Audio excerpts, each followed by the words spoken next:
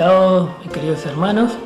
Hoy tenemos la oportunidad de poder, a pesar del aislamiento, reunirnos a través de los medios electrónicos para poder hacer el repaso de la escuela sabática. Comienza un nuevo trimestre y el folleto es cómo interpretar la Biblia.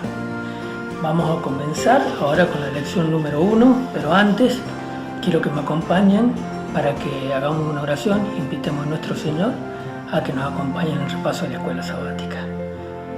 Padre nuestro, Padre Celestial, te damos las gracias, Señor, porque a pesar de que estamos distanciados, de que no nos podemos reunir, tú nos permites a través de este medio hacer el repaso de la escuela sabática.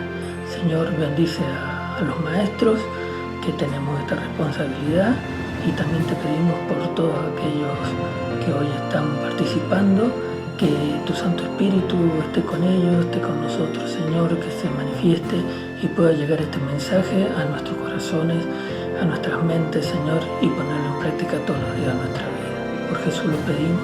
Amén. Bueno, hermanos, el título de la lección es la singularidad de la Biblia. ¿Qué significa la singularidad? Es lo que distingue a un libro de sus pares, ¿no es cierto?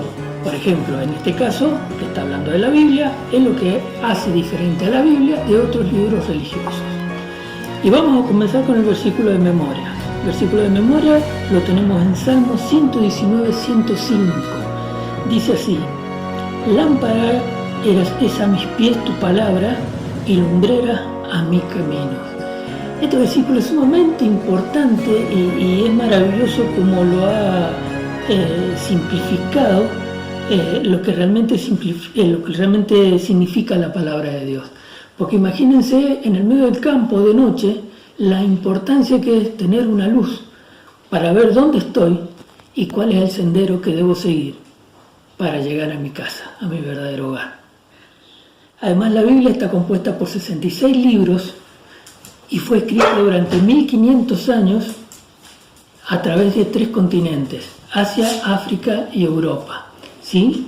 Está escrita por 40 autores.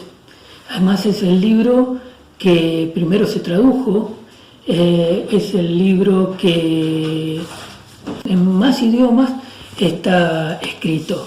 Hoy podemos decir que gracias a esto la palabra de Dios puede ser leída por el 95% de la población. Otra característica importante de este libro es que la Biblia es un libro profético, es un libro histórico, es un libro científico y aparte que tiene un gran poder transformador en todas aquellas personas que lo leen. ¿Qué necesito para interpretar este libro? Solamente teniendo un corazón humilde y sincero es suficiente para que la Biblia me revele la verdad. Vamos ahora al repaso de la lección del día domingo. El día domingo habla de Deuteronomio 32. Ahí encontramos un poema de Moisés. Vamos a leer a partir del versículo 45 al 47.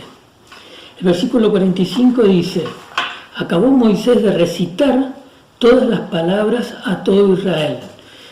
Cuando dice recitar, nos confirma que lo que dijo Moisés fue un poema. ¿Y de qué se trata de este poema? Si leemos el versículo 43, dice: alabad naciones a su pueblo, porque él vengará la sangre de sus siervos y tomará venganza de sus enemigos y hará expiación por toda la tierra de su pueblo. ¿De quién está hablando este poema? Del Mesías. Moisés está hablando de su pueblo y a través de este poema habla del Mesías. Y el versículo 46, fíjense que es lo que dice: y les dijo, aplicad vuestro corazón a todas las palabras que yo os testifico hoy, para que las mandéis a vuestros hijos, a fin de que cuiden de cumplir todas las palabras de esta ley. ¿Qué es lo que está diciendo? Guárdenlas en nuestros corazones, amen estas palabras. ¿Sí? Es lo mismo que se produce cuando leemos la Biblia. Cuando leemos la Biblia, cuando la estudiamos a través de la oración, ¿no es cierto?, entregándonos a Cristo, comprendemos que el mensaje que encontramos en ella es un mensaje de amor, Por eso Moisés dice, colóquenlas en vuestros corazones. ¿Y qué más dice? Y testifiquen, enséñenlas a sus hijos, ¿sí? Para que ellos también hagan lo que yo les he enseñado a ustedes. Y el versículo 47 dice, porque no es cosa vana, es vuestra vida, y por medio de esta ley habréis prolongado vuestros días sobre la tierra a donde vais, pasando el Jordán para tomar posesión de ella. Moisés se estaba despidiendo del pueblo, ¿no es cierto? Y a partir de ahora el pueblo iba a ser dirigido por Josué. Y les dice, porque no es cosa vana, porque esto se trata de vida o muerte. Porque fíjense que dice después, para que se prolonguen vuestros días. ¿A dónde? A la tierra donde se dirigen. ¿Dónde se dirigía el pueblo de Israel? A la tierra prometida. Moisés le está diciendo, para que vivan eternamente en aquel lugar donde Jesús está preparando para ustedes. Vamos a terminar leyendo Juan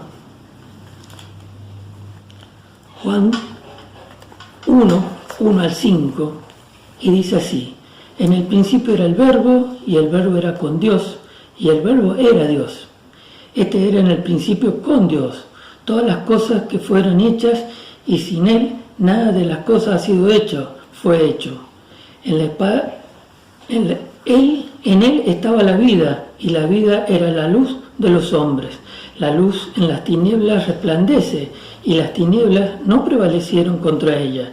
Y el 14 dice, y aquel Verbo fue hecho carne, y habitó entre nosotros, y vimos su gloria, gloria como la del unigénito del Padre, lleno de gracia y de verdad. Y el capítulo 14, versículo 6 dice, Jesús le dijo, yo soy el camino, la verdad y la vida.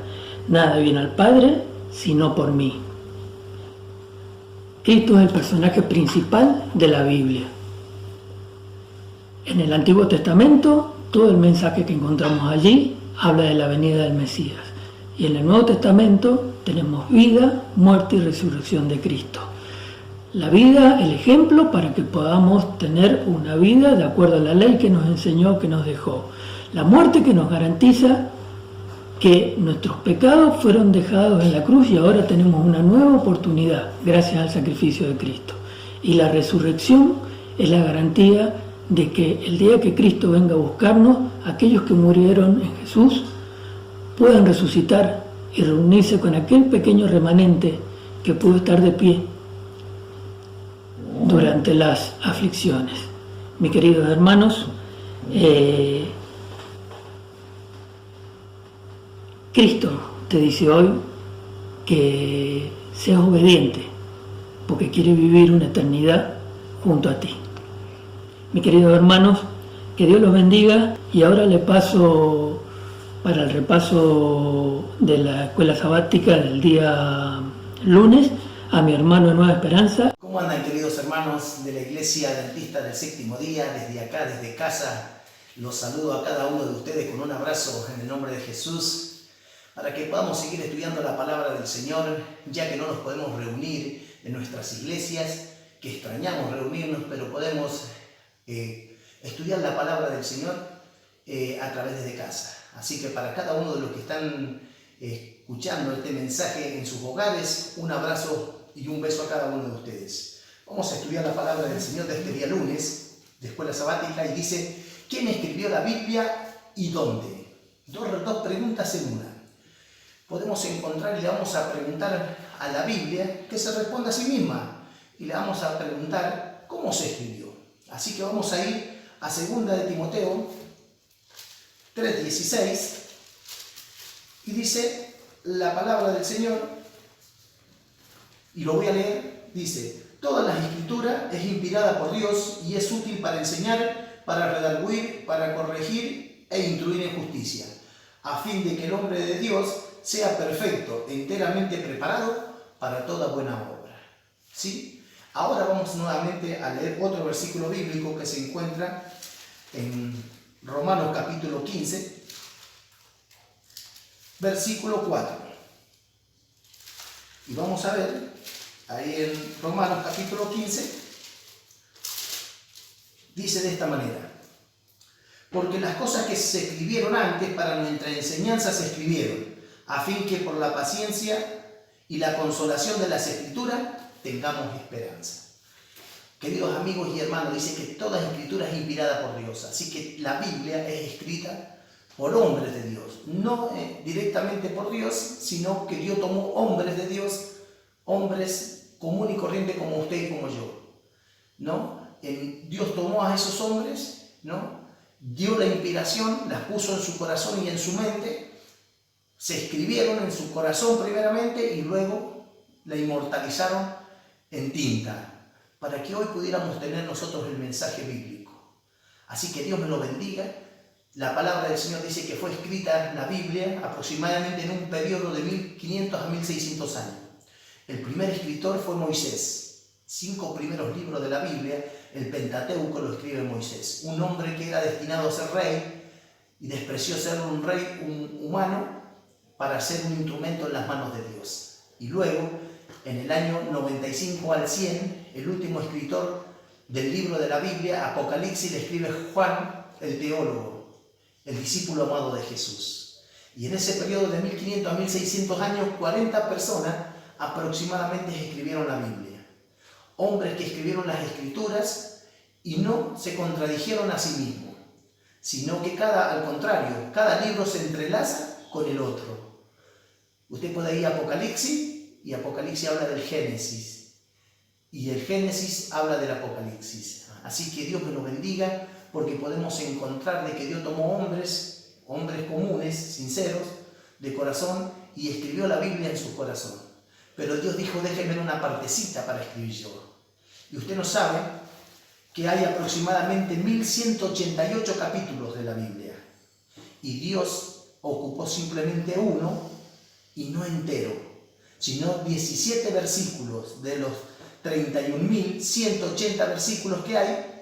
Dios ocupó solamente 17 para escribirlos él. Dios escribió 17, ¿no?, versículos. 10 mandamientos. Los 10 mandamientos podemos encontrarlo en la Biblia. Y ahí Dios muestra su amor, su carácter, ¿no? Podemos ver que la Biblia está escrita con un sentido cristocéntrico, para hablar de Cristo como nuestro Dios, como nuestro Hacedor, como nuestro Padre, como el Creador del universo. Como dice en Juan 1:1, dice: en el principio era el Verbo, y el Verbo era con Dios, y el Verbo era Dios. Ahí podemos ver nosotros cómo Dios es poderoso y es grande. Así que Dios tomó instrumento a estas personas para dejarnos un mensaje para que podamos ocupar hoy en día. Así que Dios me los bendiga, mis hermanos, desde aquí, desde casa. Quiero impulsarlos a que sigan orando, buscando a Dios, para que cada día el Señor los pueda ayudar a usted y a mí. Vamos a darle lugar a nuestro hermano de Uspallata, a nuestro hermano Roberto Rugiero, y desde aquí, desde casa, un abrazo. Que Dios me lo bendiga. Buen día, hermanos, feliz sábado. El estudio de esta semana nos lleva al día martes, la Biblia como profecía. La Biblia es única entre otras obras religiosas famosas. Hasta el 30% de su contenido es profecía y literatura profética. La integración de esta profecía y su cumplimiento oportuno es fundamental para la cosmovisión bíblica. El Dios de la historia también ve el futuro y lo revela. Vamos a leer Amós 3:7. Nada hace Dios, el Señor, sin revelar sus secretos a sus siervos los profetas. La Biblia no es solo palabra de vida, es palabra profética. ¿Cómo revelan los siguientes pasajes los detalles del Mesías venidero? Tomen nota. Génesis 49, 8, 12, Salmo 22, 2 al 18, Isaías 53, del 3 al 7, Daniel 9, 24 al 27, Miqueas 5, 2, Malaquías 3, 1 y Zacarías 9, 9. Hay al menos 75 predicciones directas del Antiguo Testamento. Estas profecías se relacionan con detalles específicos como: no será quitado el cetro de Judá, nacerá en Belén, será desechado por los hombres, sus manos y sus pies serán traspasados y sus vestiduras serán dadas a sus verdugos. el hecho de que estas profecías del Antiguo Testamento se cumplieran con precisión en la muerte, en la vida, muerte y resurrección de Jesús, es un testimonio de su inspiración y revelación divina. Por lo tanto, la Biblia predice la encarnación, la muerte y la resurrección, y su cumplimiento garantiza su confiabilidad. En el día martes, el comentario de Elena de White nos dice: en la historia de las naciones, el que estudia la palabra de Dios puede contemplar el cumplimiento literal de la profecía divina. Babilonia, al fin quebrantada, desapareció porque en tiempo de prosperidad sus gobernantes se habían considerados independientes de Dios y habían atribuido la gloria de su reino a las hazañas humanas. El reino medo-persa fue objeto de la ira del cielo, porque en él se pisoteaba la ley de Dios. El temor de Jehová no tenía cabida en los corazones de la vasta mayoría del pueblo. Prevalecía la impiedad, la blasfemia y la corrupción. Los reinos que le siguieron fueron aún más viles y corruptos, y se fueron hundiendo cada vez más en su falta de valor y moral. Esto se presenta claramente tan solo en la palabra de Dios. En esta se revela que la fuerza tanto de las naciones como de los individuos no se halla en las oportunidades o recursos que parecen hacerlos invencibles. No se halla en su jactanciosa grandeza. Se mide por la fidelidad con que se cumplen el propósito de Dios. Amén. Buenos días, hermanos, feliz sábado. Continuando con el repaso de esta primera lección del trimestre, vamos a ver lo que se relaciona con la Biblia como historia. Y hay un asunto muy importante que se consigna allí, que tiene que ver con el concepto de historia que la Biblia nos presenta. Seguramente muchos de nosotros hemos incurrido, casi sin darnos cuenta, porque es una idea que está muy en la mente de la gente en general, en decir la historia se repite. Esto no responde, hermanos, al concepto que la Biblia tiene de la historia. La historia no se repite como si fueran círculos por los cuales pasamos una y otra vez.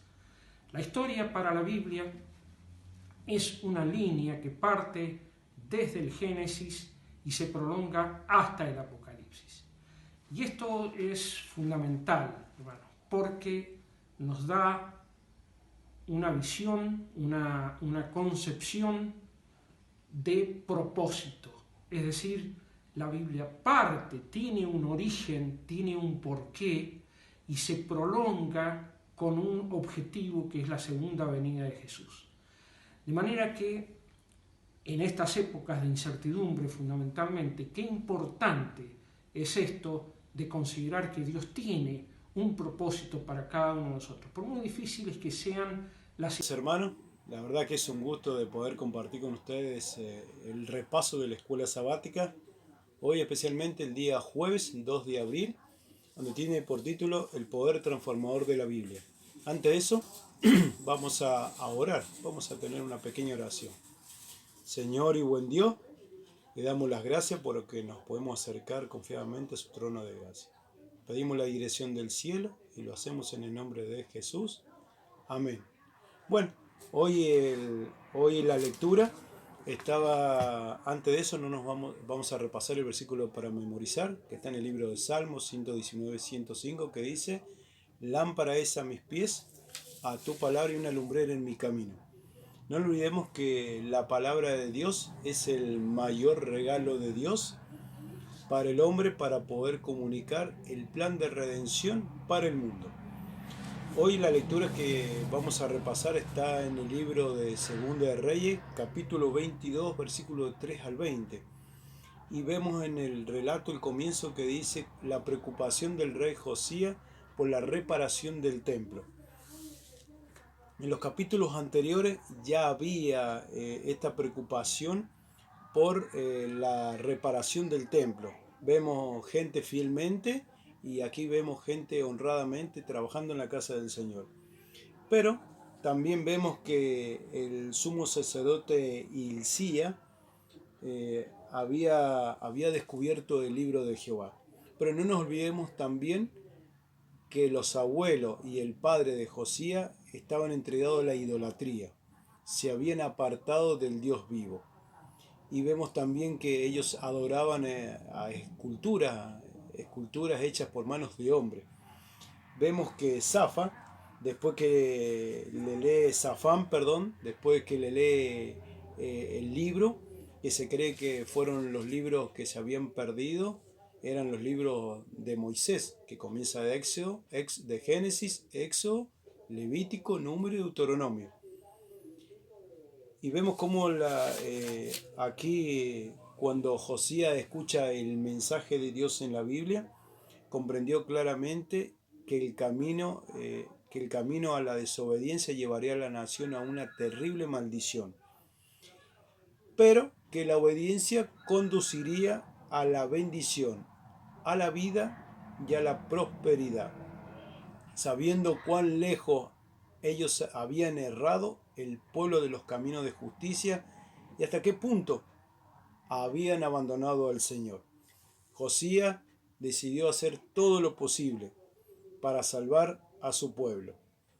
En la segunda pregunta que tenemos, ahí en la mitad del folleto, nos dice que cómo nos garantiza la Biblia que tiene el poder para poder cambiar nuestras vidas y mostrarnos el camino de la salvación. Hoy vamos a hacer vamos a leer algunos versículos que nos van a llenar de esperanza y van a fortalecer nuestra fe. Uno de ellos está en el libro de San Juan, capítulo 16, versículo 13, que dice: pero cuando venga el Espíritu de verdad, Él os guiará a toda la verdad, porque no hablará por su propia cuenta, sino que hablará de todo lo que oyere y hará saber todas las cosas que habrán de venir. Y el 17:17 es conocidísimo, que dice: santifícalos en tu verdad, tu palabra es verdad. Y el último, vamos a leer el último, que dice en Hebreo 4:12, porque la palabra de Dios es viva y eficaz, y más cortante que toda espada de dos filos, que penetra hasta partir el alma y el espíritu, las coyunturas y los tuétanos, y discierne los pensamientos y las intenciones del corazón. Familia, no nos olvidemos que en la Biblia hay promesas que hay que reclamarlas.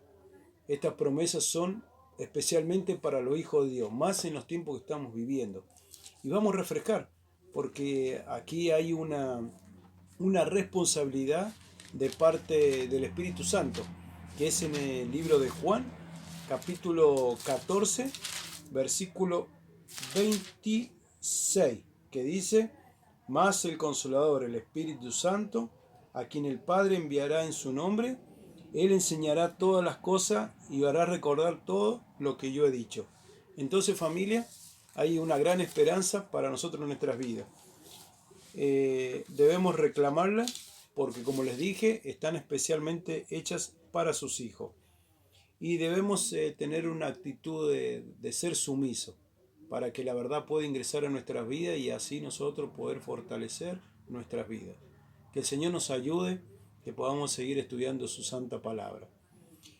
Y que ojalá que la palabra de Dios sea una guía, así como lo fue para Josías y para su pueblo, que lo quiso cambiar. Así de la misma forma el Señor quiere guiarnos a través de lo largo de la historia. Que Dios los bendiga, familia, y bendiciones. Maranata, Cristo viene. Feliz sábado, hermanos. Continuamos con el repaso de la lección de Escuela Sabática de esta semana, ya llegando al final y con la intención de hacer una síntesis. Como adventistas sostenemos que la Biblia es la revelación de Dios y en consecuencia es la norma por la cual evaluar el carácter de las personas y las doctrinas en las que creemos.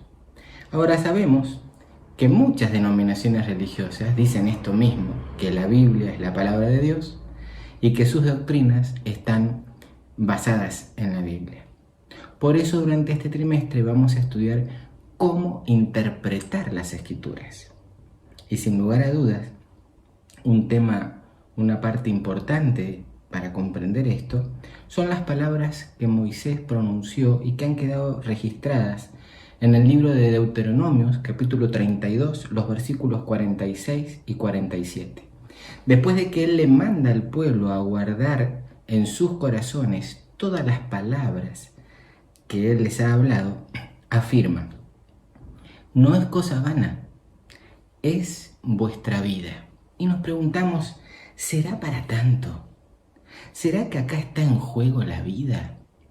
Yo me animaría a decir, no solo la calidad de vida que vivamos aquí, sino la eternidad.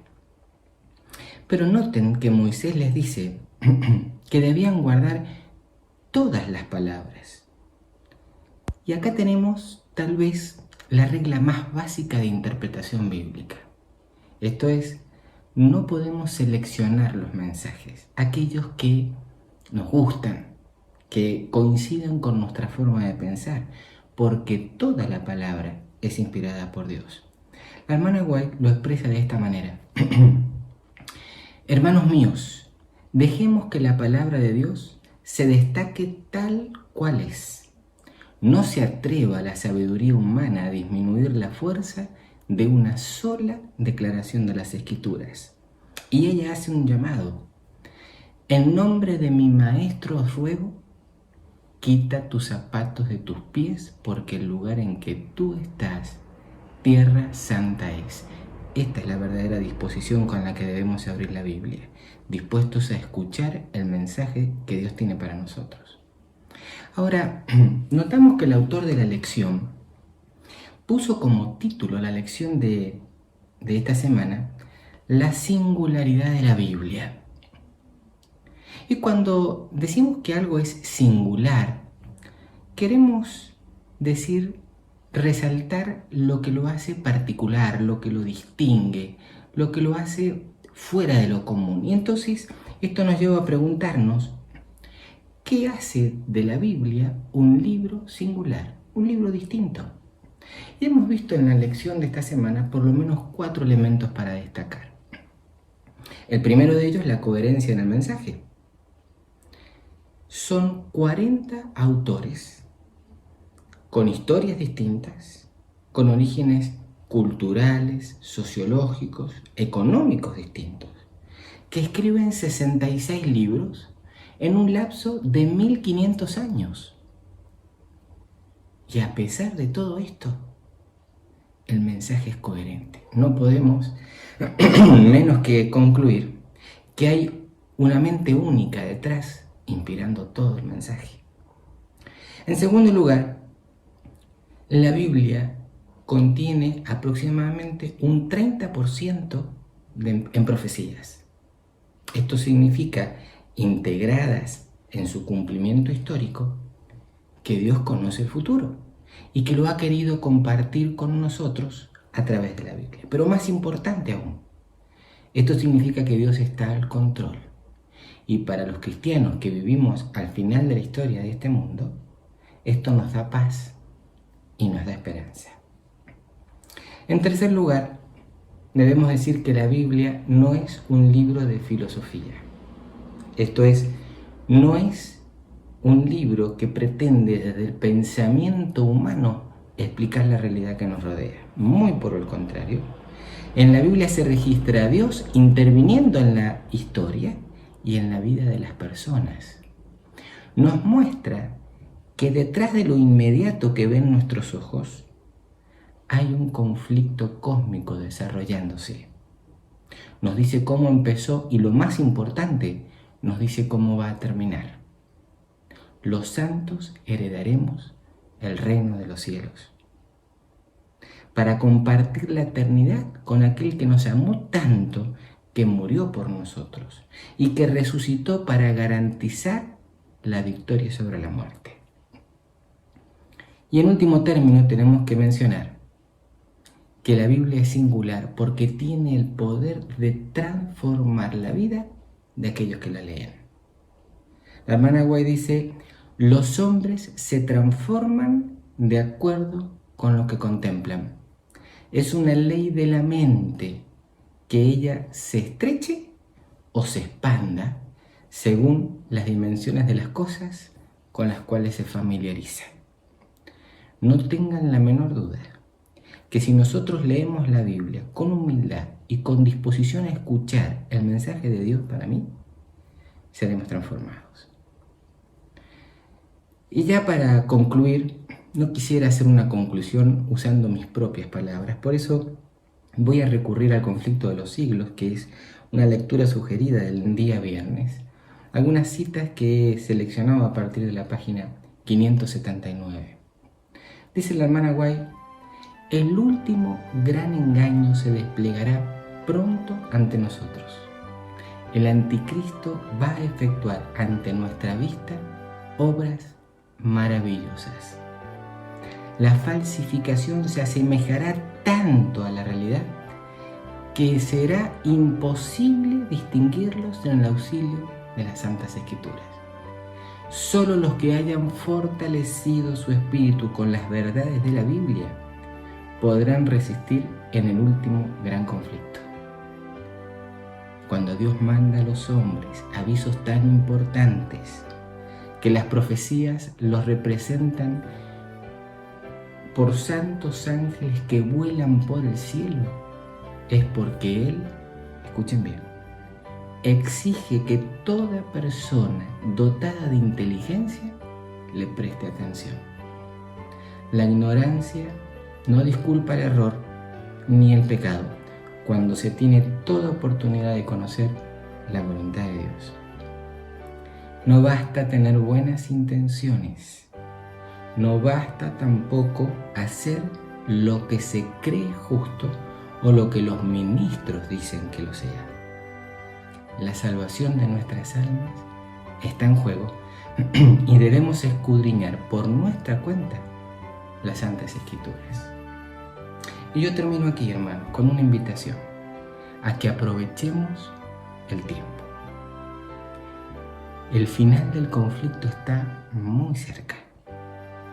Satanás desplegará obras maravillosas ante nuestros ojos.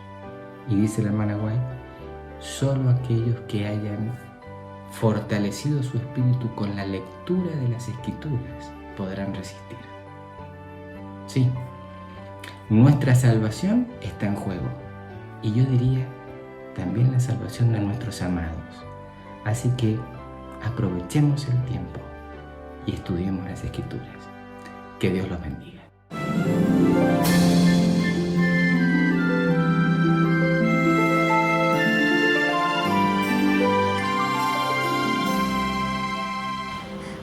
Hola Shiane, hola Nati, hola chicos, estamos acá en nuestra casa, queremos saludarlos, los extrañamos mucho y por eso queremos compartir con ustedes una historia. Es ese momento de adoración infantil que tenemos antes del sermón y hoy la meditación está basada en este versículo, Juan 14:15. Si ustedes me aman, obedecerán mis mandamientos. Y el título de la meditación es Cuidando de la creación de Dios. ¿Por qué este versículo? Porque si nosotros amamos, cuidamos. ¿Quiénes las cuidan a ustedes? Dios, papá, mamá. Muy bien. ¿Saben que hace mucho tiempo los soldados romanos eran los que cuidaban al rey y al país? Hoy en día ya no están más los soldados, están los policías, los guardias. Ellos son quienes nos cuidan a nosotros, ¿sí? En las ciudades. Y Dios nos encargó algo. Después que Dios creó todo el jardín del Edén, le dijo a Adán y Eva que tenían que cuidarlo, que tenían que guardarlo. Y hoy a nosotros nos da la misma orden, que tenemos que cuidar todo lo que Él hizo para nosotros. Si amamos a Dios, vamos a cuidar su naturaleza. ¿Y qué cosas de la naturaleza hay que cuidar? ¿Qué tenemos acá primero? El agua. El agua. ¿Es importante el agua para nosotros? ¿Podemos vivir sin agua? No. ¿Para qué usamos el agua? Para bañarnos. Para bañarnos. ¿Para qué más? Tomar agua. Para tomar. Para Para las plantas. regar las plantas. Ningún ser vivo puede vivir sin agua. ¿Y ustedes piensan que a Jesús le gusta que nosotros desperdiciemos agua? ¿Que la ensuciemos? No, nosotros somos buenos guardianes del agua cuando cuidamos el agua que Dios nos dio. Vamos a ver otra cosa que Dios dejó para que nosotros cuidemos. Acá está. ¿Qué está haciendo? Estoy respirando. Está respirando. ¿Podemos vivir sin aire? No, por eso también tenemos que cuidar el aire. ¿Cómo nosotros descuidamos el aire? ¿Cuándo? Estás sin auto. Los autos contaminan el aire. ¿Qué más? Las fábricas. ¿Dios está feliz con el aire que estamos respirando? No está feliz porque todo este aire está contaminado. Nosotros podemos hacer un poquito para que el aire que respiramos esté más limpio. Cuando no fumamos, cuando tiramos la basura en el lugar que corresponde. El aire. Otra cosa que Dios nos pidió que cuidemos es el suelo. ¿Por qué el suelo? El suelo es el lugar donde nosotros construimos nuestras casas, los hospitales, las iglesias, donde plantamos, donde jugamos. El suelo también debe estar limpio, puro. Nosotros también somos encargados de cuidar el suelo que Dios nos dio. ¿Cómo cuidamos el suelo? No tirando basura en cualquier lado. Hay lugares específicos donde debemos tirar la basura. Y de esa forma estamos siendo buenos guardianes y protegiendo el suelo que Dios nos dio. Vamos a ver otra cosa que Dios nos pidió que cuidemos. Que cuidemos de la vegetación. Los árboles purifican el aire. Miren qué hermosas que son las flores cuando crecen. Y hay cosas muy ricas también que nos da el suelo. Y que, sí, miren, qué rico que es una ensalada de lechuga y tomate. ¿Les gusta comer choclo? Sí. Qué rico. ¿Y de las frutas? ¿Les gustan las bananas? ¿Y las sandías? Sí. ¿Y las uvas? Sí. También. Todo esto Dios nos dio, lo disfrutamos, pero Él nos pide que lo cuidemos. Si cuidamos el agua, el aire y el suelo, todas estas frutas y verduras van a ser deliciosas. Y lo último que Dios nos pidió que cuidemos son de unas criaturas especiales que Él hizo, que son los animales, los caballos, los burritos, las... Dios se pone feliz cuando nosotros maltratamos a las mascotas. No. Dios nos dio los animales para que los tratemos bien. ¿Y sabían ustedes que hay gente que caza y mata a los animales por placer? ¿Piensan que Dios está feliz con eso? No, porque Dios nos dejó toda la naturaleza para que la cuidemos. Y nosotros como Iglesia Adventista tenemos un nombre especial que le damos a aquellos que cuidan las cosas que Dios nos dejó. ¿Saben cómo se llama? Mayordomos. Somos mayordomos de toda la creación de Dios. Y a pesar de que la creación ya no está tan linda como cuando salió de las manos del Creador, nosotros todavía podemos hacer un poquito para cuidar todas estas cosas. Vamos a repetir el versículo. Si ustedes me aman, obedecerán mis mandamientos. Fuerte. Si ustedes me aman, obedecerán mis mandamientos. Juan 14:15. Vamos a orar para que Dios nos ayude a ser buenos mayordomos de su creación. Querido Padre que estás en los cielos, gracias por haber podido compartir esta corta meditación con los chicos.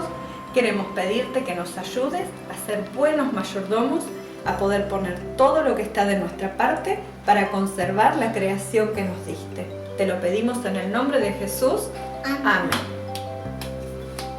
Y ahora vamos a ver el próximo video que tendrá a cargo nuestro pastor, que se titula ¿Dónde está Dios? en medio de la pandemia.